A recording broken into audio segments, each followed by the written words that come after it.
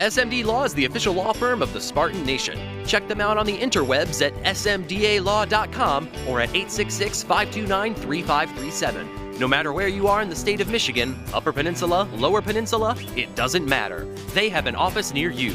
So whether you need to send a letter to an annoying neighbor, or you're a criminal and you need defense, maybe you just have problems with elder law, check them out, smdalaw.com today. The official law firm of the Spartan Nation. Call them first, then you act. Good evening, everybody, and again, welcome back, Spartan Nation. Very excited about our next guest. I believe, the first interview he did when he got his job several years ago, and I talked about how difficult of a job it was going to be to repair and to rebuild Eastern Michigan. He has done nothing less than an extraordinary job. And to his credit and to the credit of the university, we have to do that too because nobody does it alone. They have invested millions into facilities. He has brought a great coaching component. He has recruited well. He is, more importantly than recruiting well, a lot of people don't understand. There are very few handfuls of schools in America that go get pick and plug players. Literally a guy that you put in there and he's ready from day one. To be successful at any level in college sports, you've got to be able to develop players. And if you watch their game on Saturday, then I'm going to tell you something. You saw them play Kentucky out of the SEC and they lost 38-17. But if you just looked at the score, you'd say, okay, they competed with Kentucky. They battled with Kentucky. And as what would normally happen when a MAC school goes against an SEC or a big-time Big Ten school, in the end, it was simply the size of Kentucky, the speed of Kentucky, that just was able to pull away at the end. I was very impressed with the performance. Very impressed with the performance. He won't be, because he never is. That's why he's a great coach.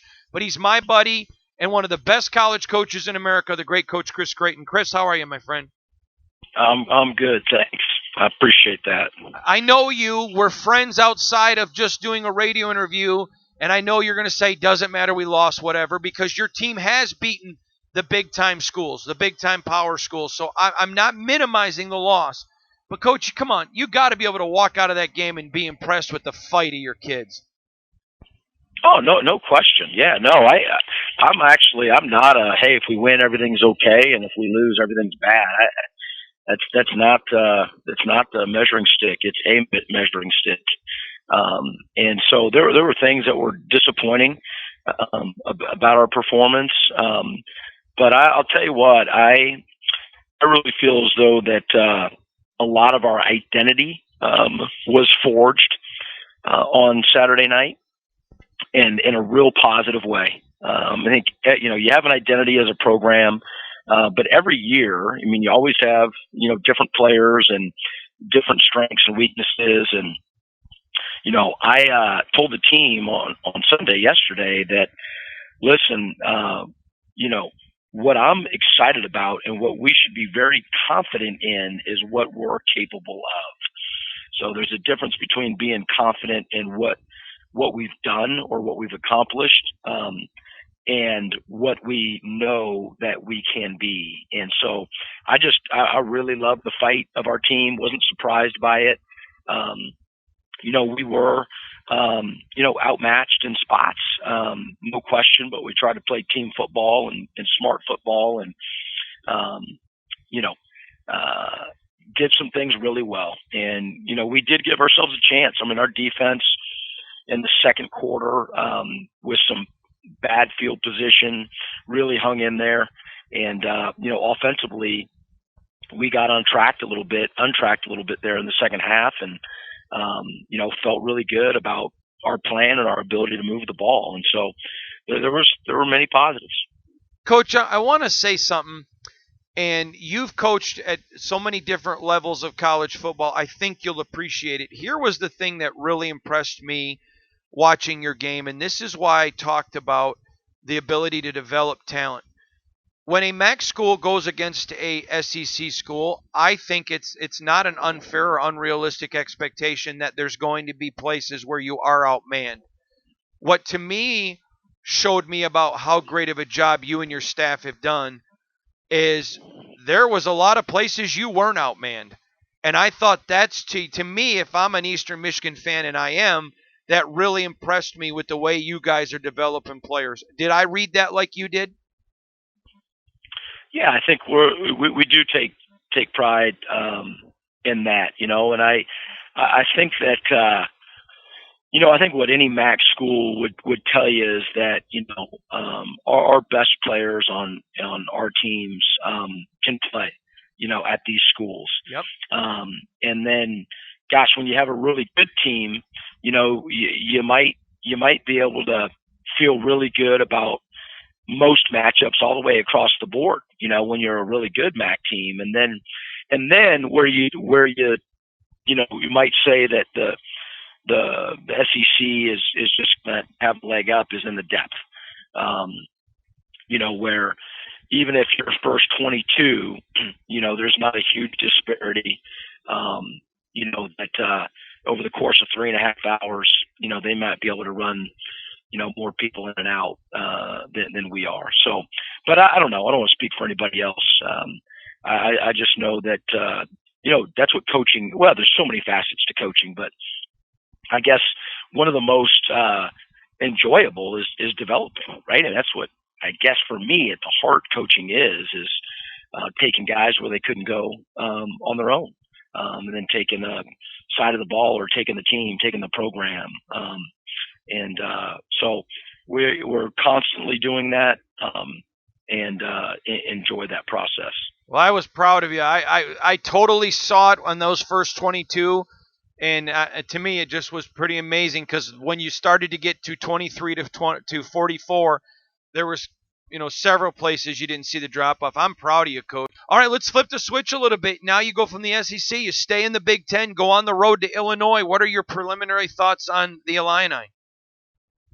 Yeah, so we're just watching them last night and today, and I think they feel very differently about themselves than they have in the last couple of years. I mean, they're off to a 2-0 start. They annihilated Akron, and so obviously, we played Kentucky in week 2. In week 1, Toledo played Kentucky. And now, Akron played Illinois in week 1. We're playing them in week 3. And, they really, really took it to them. And, I feel as though there was an energy, especially in that first game, that first home opener, it felt like a renewed, refreshed, program. And, that's not good for us. I mean, we're going to do what we are, we'll do what we do and be who we are. But I think we're going to be playing a program on the rise that's got some good momentum right now and quality players, obviously, and a staff that has their attention and is getting them to play at a high level. Coach, how many true freshmen have you played this year? Good question. Not many would be my answer. I can think of 3. See, that's why that's to me is the next point. I remember when you first got to Eastern. Now you didn't say this in recruiting, so this is Hondo's words. But there was such a deficiency. Guys were like, "Hey, come on, you can get a chance to play now," and that goes back to developing guys. Now there's so many good players. You're going to get a chance to redshirt a lot of guys, aren't you, Coach? Well, that's the preferred method, but what we say, it all depends on the depth of the team and by position and all of that, and then health situations. The new redshirt rules really helped because you can legitimately play guys who are ready, obviously in the 4 games and still preserve a year. So it really is a case by case scenario, but what we tell guys is that we're not, just because we can play you in 4 games doesn't mean that we're going to play you. I mean, you got to be ready to play. You got to be good enough to play. And so it's just a case by case, but the reality of it is, not too many freshmen get a chance, to play more than the 4 games their first year. Coach, what would you think of college football changing to a 5-for-5, meaning kids can play 5 years, there's no redshirting? Because right now, if it's about an education, which is what the NCAA wants us to believe they think, most regular students take 5 years. So give the kids 5-for-5. Your thoughts? Yeah, I just think off the hoof I think that there's some really good rationale to that. I really do. You're going to be there for 5 years anyway. Why not have the ability to play? And maybe this is a little bit of an experiment. By saying, hey, let's keep people engaged, give them some hope, for that first year and playing 4 games. And honestly, I don't know if there's any criticism that's come up in the last couple of years as a result of it. I mean, I think it's awesome for every reason, for the players, for the programs, schools. There's really no negative that I've found. And that being the case, what's the difference then between playing in 4 and playing in more? And then for that year to essentially not count, or like you said, just play for 5. So I'm all for it. Coach, last question from me. I will never ask you about injuries because I'm not going to put you in a position where you're not going to tell us anyways, or give you an unfair advantage. But I do want to ask, is there any injuries that are going to be out for the year? Because then, to me, there's no secret there. Do you have any key guys out for the year? No, we do not. Man, nope. Thank God, we're huh? in good shape there. Yep, no doubt. All right. No doubt. He's the great coach, Chris Creighton, on his way to Illinois to place a big place to play a Big Ten foe on the road. What a great job he's doing at Eastern Michigan. Get out, support the Eagles. We'll be back.